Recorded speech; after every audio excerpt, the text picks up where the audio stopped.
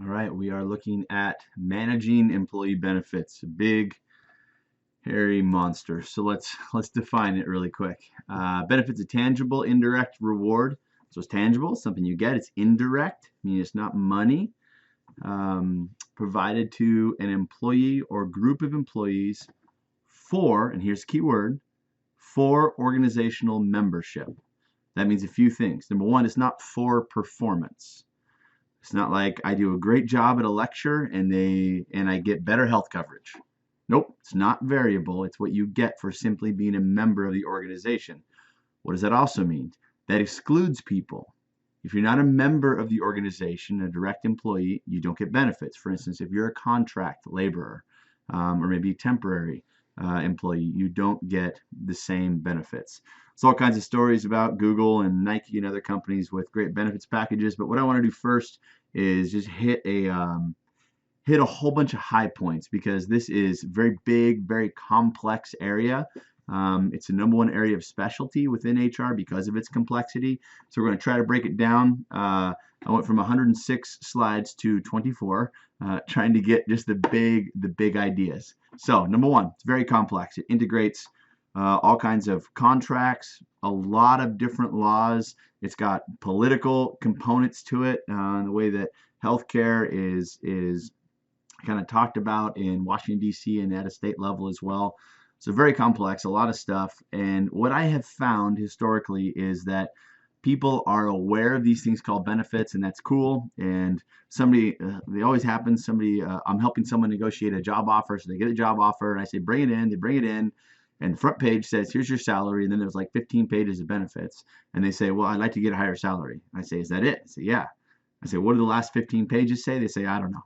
Very typical because it is complex and also because you don't care about it a whole lot, specifically healthcare benefits when you're younger, usually younger and healthier.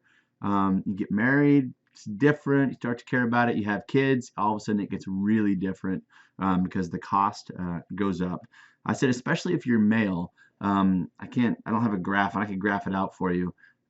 Women tend to have higher healthcare costs early on, so like you hit like teenage years, right? Stuff like that. And men are typically lower until you hit 50s, 60s. Women, obviously, the slow rise, and then men blow right past them, and then they die. And then women live longer. But usually, that's kind of a heuristic, which makes it difficult to learn about because it's like, well, I'm not sure I care about this a whole lot. You do, I think, especially when you start talking about financial benefits and retirement, which we'll get to that. Benefits is the number one area of specialization for HR professionals. So if you're going to specialize in an area, it's going to be this more than anything else because most standard HR people don't really get all the layers of complexity and benefits. They are the highest paid areas in HR, probably because of all the different components, all the complexity. And if you want to be good at benefits, you got to be good at math, got to be good at contracts, got to understand lots of different laws and negotiating with different providers for different things, but mainly a knowledge of what will help you attract and retain and deploy your high-end employees. What do they want? What's going to make them say yes? See, benefits help on the front end and the back end of employment. What I mean by that is benefits help you attract people and benefits help you retain people.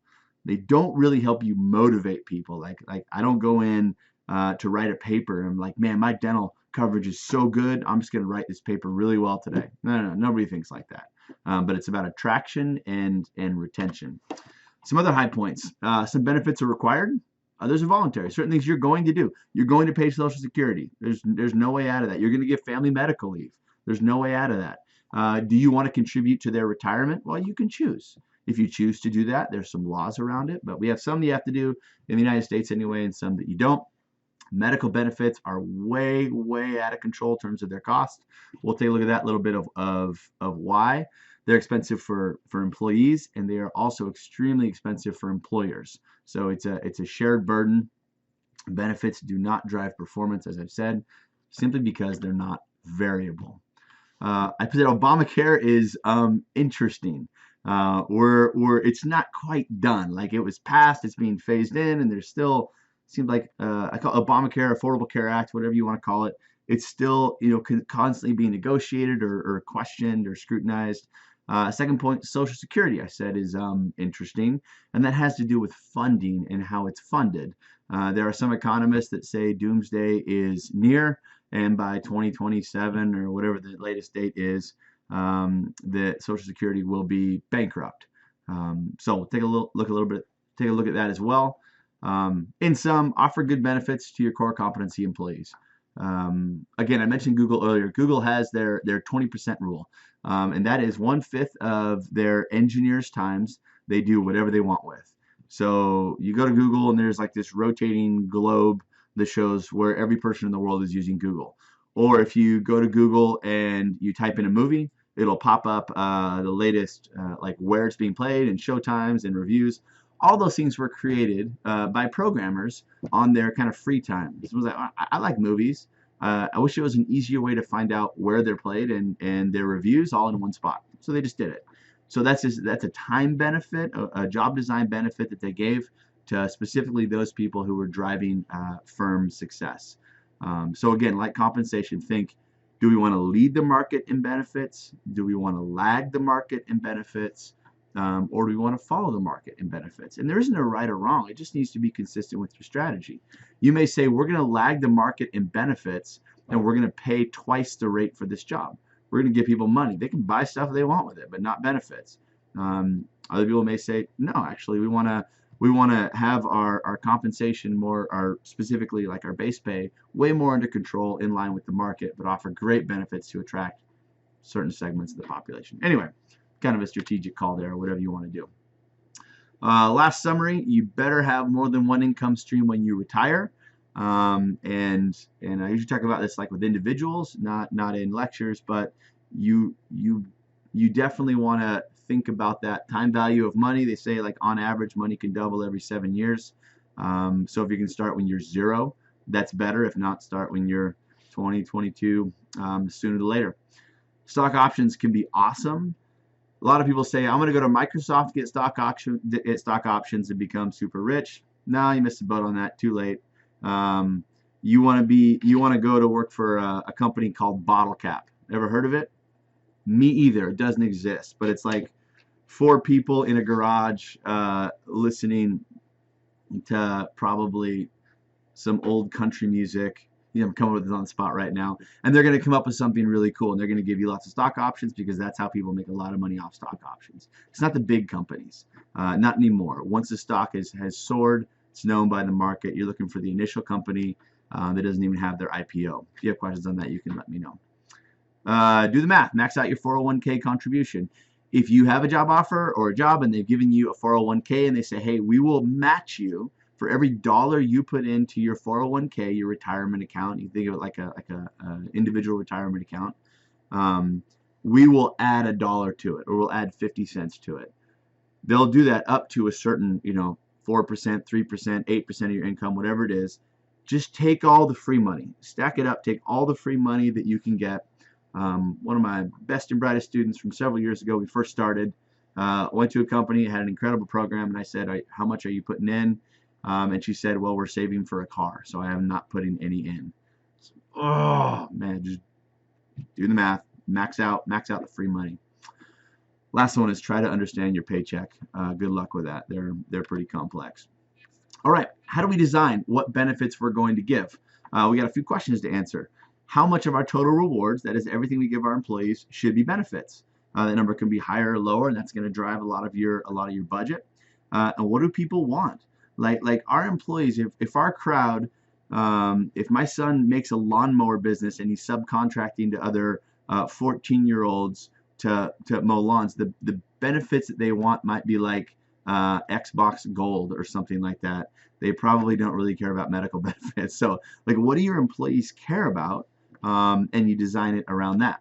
The more flexible the choices that you give them, rather than saying, here's your medical plan. If you say, here are 4 to choose from, it will cost you more money as an employer, but especially if you're trying to appeal to cross-generation or cross-cultural groups of employees, you may want to have more of a cafeteria-style flexible benefit plans.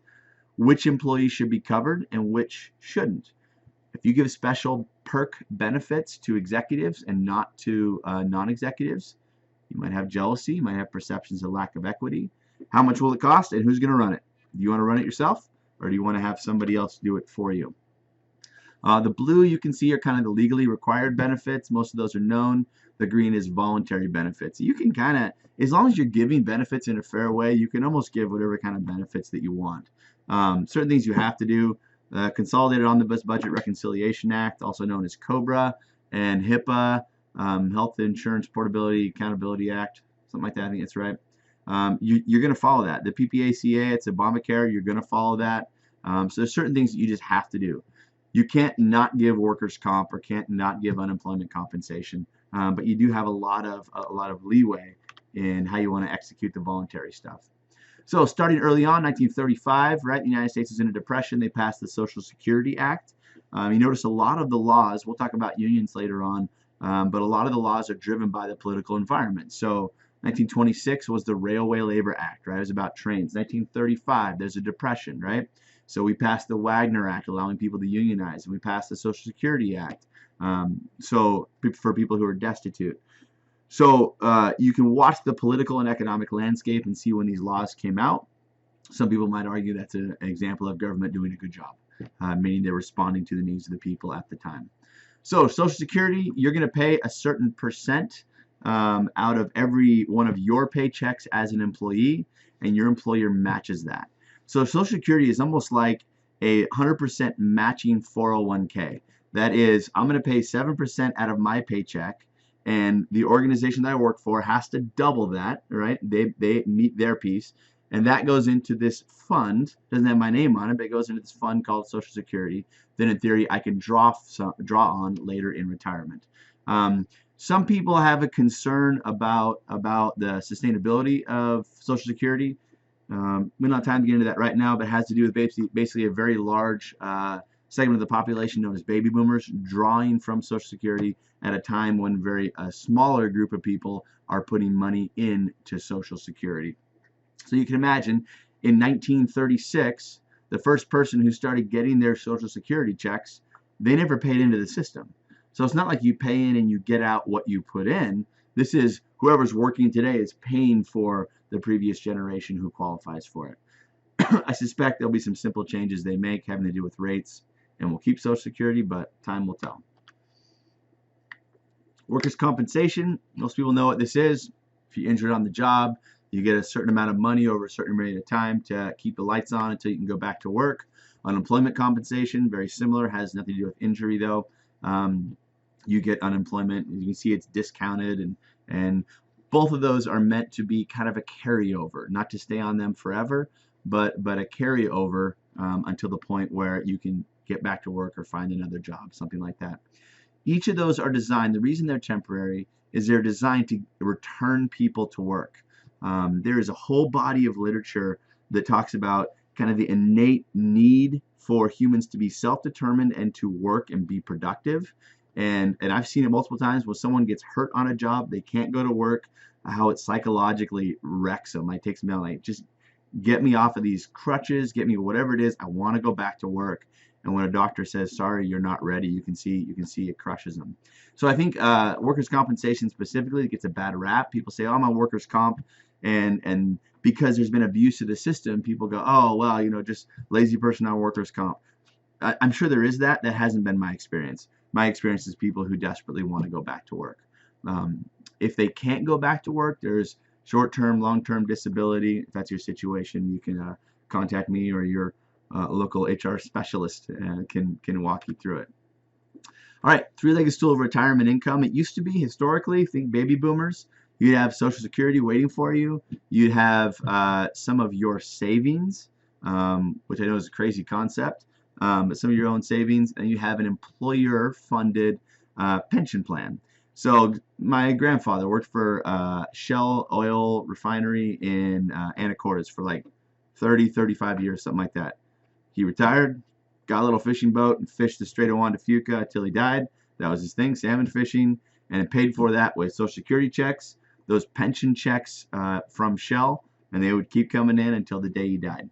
Little different now. A lot of firms have gotten burned from those pension plans because of volatility in the market and how they invested. So today you have Social Security, Probably. You have retiree savings, yes, and you have what's called an employee-funded retirement plan. It's called the defined contribution plan. So we'll look at those here in just a second, but firms are very much getting away from the kind of the standard pension plans. So retirement plan program established and funded by the employer or and the employees. More recently, it's funded by employees and employer. So two different plan types, and these are kind of confusing, but it's sort of important. It's actually important. A defined benefit retirement plan says, I as the company am telling you, I will define the benefit. This is what you get when you retire. You can think school teachers, right? A lot of them have defined benefit plans still. You stay here for 20 years, then you get fill in the blank, 60% of your salary until the day you die. Or if you stay here for 20 years, you get $33,000 a month until the day you die. But if you stay here for 30 years, you get $4,000 a month until the day you die. It's basically trying to keep people in a retention system. The defined benefit plan defines the benefit the organization will pay. Most companies, you can see some articles, Sears did this, the GM article is fascinating. This was like $1 billion liability for GM was their pension fund. It's crazy. But most firms now will do what's called a defined contribution plan. That is where I, as an employer, I will say, if you stay here for 30 years, upon retirement, you will have whatever money is in there. You might be a gazillionaire or you might be dead broke. I will not commit to you what I'm going to pay, what your benefit will be, but what I will commit to you is for the next 30 years, this is how much money I'll put in. So a defined benefit plan says, this is what you get. A defined contribution plan, the employer says, this is what I'll pay. So a defined contribution plan might be, I've set up a 401k and I'm going to match you dollar for dollar up to 8% of your income. So you can put 8% of your income over into an account, and I will take whatever you put in and I will match it. So in effect, you'll be saving 16% of your income. Now, how much will be there in 10 years? If I'm the employer, my answer is, I don't know. What about 30 years? I don't know. But we contracted with Fidelity over there to help you with your retirement. In other words, businesses are saying we are no longer in the business of planning your retirement. We'll put money in and you plan it, you do it. That's a defined contribution plan. Again, the trajectory is firms are going to a defined contribution plan because it's known. It reduces risk. If a bunch of you retire in 30 years, I don't know how much money we're going to have. I don't know what the market is going to be. I mean, I can try to guess, right, through actuarials, but what's more clear is I will tell you what I'll put in your paycheck next week. How you invest that is totally up to you. Two different models. So data, you can see this. Some employers will set up a 401k, will not contribute. Most contribute something. You can see the data here. I've heard as high, well, the IRS actually caps it, so you can't just double their salary. But there are certainly high ends. There's double digit, right? You can get up 12%, 13%. I feel like maybe average of the last 10 years has been somewhere around 8%, 6-8%, something like that. Highly dependent on firm size. Bigger firms, certainly Fortune 500 firms will have a more robust system on average. So let's switch gears a little bit. Let's go to healthcare, healthcare cost. Since year 2000, you can read the data. Basically, everything has gotten really, really even more expensive. And there's a lot of reasons for that. President Barack Obama at the time argued that the main reason for that was uninsured workers. Is that a component? Sure. Any economist that can do basic math will tell you, yes, that matters. If I have no insurance and I show up at a hospital and they're mandated by law to do some kind of a care for me, or I know there's a Catholic hospital in Everett, Washington, they're mandated by their own statutes, not state laws or federal laws, but they won't just stabilize you. They'll actually do whatever they can do to repair you and fix you. Well, if you have no insurance, and that was a $50,000 surgery, whatever it was, that cost is going to get passed to the next person. Who? Me, the one with insurance. I had knee surgery several years ago. I think they said it was a $20,000 surgery. I paid my copay of like, I don't know what it is, $100, $200, and walked out.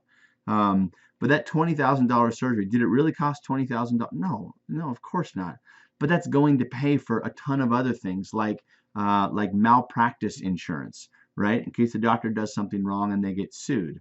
Or it's going to pay for the last person that got that surgery and didn't pay their bill, something like that. So there's one argument. There's some other things demographically that are also driving this cost. Take the combine of older people, baby boomers, right? Older people with more medical needs and frankly more money to deal with it, and the rapid rise in medical advances and technology. I was on the airplane to San Francisco a couple years ago, and I sat next to a lady who was on the California board of. I was like, "What do you do?" She said, "I'm on the board of bioethics." I was like, "Oh, that sounds boring." She goes, "Yeah, we're the ones for the state of California that decide whether people live or die when we pull the plug." I was like, "Oh, all of a sudden it's not boring. That's crazy." And she was basically laying out the case like we have technology that can keep people alive. They may be brain dead, but we can keep a pulse. I mean, we can do all kinds of stuff for a long time. And who decides when we pull the plug? And all of us have economic opinions and different opinions on that.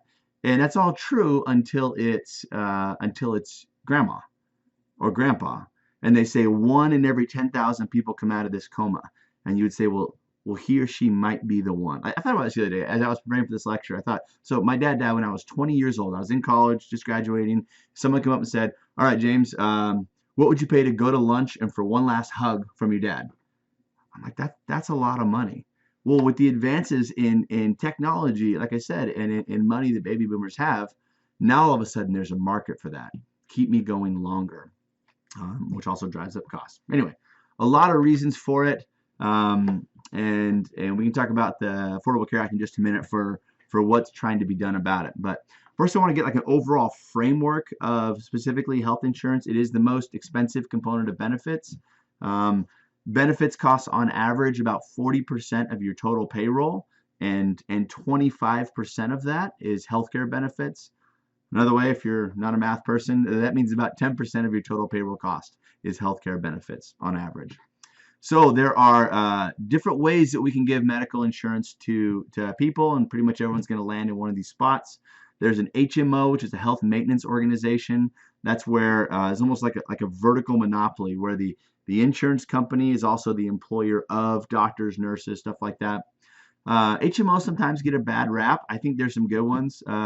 My sister, like me, we had a bunch of kids, and she's got an HMO for all their kids. I think she walks in, has the baby, like everything is in one place. It's not like go to your preferred provider and then get referred over to this hospital. Everything's there, and they're able to cut costs that way.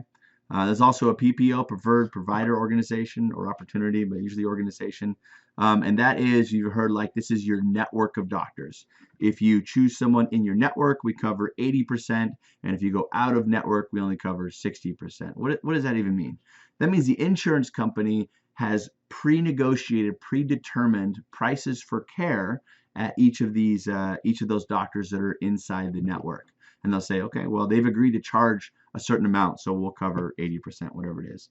Also, Medicare and Medicaid and the uninsured box should be, in theory, close to zero several years after the Affordable Care Act. We're not there, but in theory, the idea is that box goes away.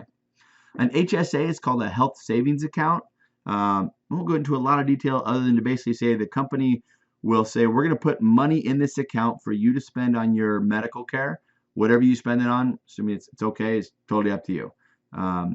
That's helpful for usually, statistically, for young, healthy employees, because someone who doesn't go to the doctor for 10 years, they put in $5,000 a year, well, you have 50 grand sitting in there that you can use whatever you want for your health needs, and you can transfer it once you leave the organization. Okay, healthcare reform. Everyone knows this one has kind of been a bear. George Bush tried to take on Social Security. It ran into some challenges. Barack Obama took on healthcare, and through kind of a crazy series of events, 3 votes in the House, I think it's 435, something like that, votes total. 3 votes in the House changed the whole thing. So we'd be having a different conversation today if it wasn't for if 3 people switched their voting. It's called the Patient Protection and Affordable Care Act. It's being phased in. There's a lot of kind of moving parts to it. It's still, of course, being argued about, still being litigated. But the big idea is that we basically try to, if we can eliminate uninsured workers, uninsured people, if everybody has health insurance, then that The people who walk in ER and need care, those costs in theory won't be passed on. It'll drive costs down for everyone. There is some challenges. You don't have to Google too far to find this. So the idea is if everyone has preventative care and everyone has health insurance, then emergency room visits should go down. Those are the most expensive, right? The challenge with that, as any behavioral economist or an HR person will tell you, if you give people something for free, they're usually going to take it if it has some kind of a benefit. So if I don't have to pay for insurance and I have to go see my primary care provider for preventative care, right? Physical, screen, stuff like that. I'll skip that. I don't have to pay for it anyway. And then when I have a heart attack, you can just take me into the emergency room because I don't have to pay for that anyway. So the idea was emergency room visits go down. There's a few quotes on that. But what we actually saw in this case in Oregon was emergency room visits increased by about 40%, actually driving up costs, not reducing costs. There's a couple articles if you're interested. But the bottom line here is not necessarily pro or con. It is if you live in the world of HR or management, and certainly if you're trying to understand, explain, and design benefit systems, you need to take into account the PPACA and plan accordingly. Lots of stuff you can look at. In my opinion, on it's totally irrelevant. Family Medical Leave Act. This was established a long time ago, 40 years ago, and this says if you get hurt on the job, if you qualify for family medical leave, if you get hurt on the job, then they can't just say, oh, well, you got in a car wreck on the way to work this morning, well, you're fired. No, they hold your job for you. It's unpaid leave, right? Up to 12 weeks of unpaid leave.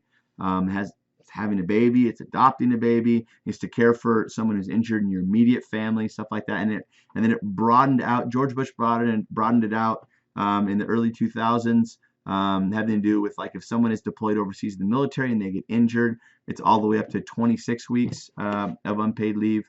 So without going into a bunch of detail, the idea here is if somebody gets hurt, they don't lose their job, assuming they qualify for it. They won't get paid for being home hurt if they didn't get hurt on the job, right, like workers' compensation, but they get to keep their job and get a chance to get better. So bottom line, I know that was a ton of stuff. When you get the job offer, you're trying to understand your benefits package or trying to design a benefit system, find someone who's a subject matter expert in it. And I said negotiate a better deal. It's just something that I've seen kind of over the years with people in negotiating job offers. They go right to annual salary. I go, that's fine. I get it. I remember at my first job offer at Boeing, I was like, yeah, the salary's fine. Like they're paying me great. But I promised this lady who I want to marry that I'd take her to Europe this summer. So before I say yes, before I sign this, I need 6 weeks off this summer. Is that going to work for you? That's the time to ask, right? You're talking about benefits, right? That's the time to ask because once you're there, you fall into the pipeline. We'll see if we can get it approved, etc. But if they've just gone through a selection exercise and they said, you're the one we want, top choice, screen out everybody else, we really want you, and you say, I'm in, but can I have this computer? Can I have this work location? This is something. You negotiate from a much better position. So anyway, that's benefits.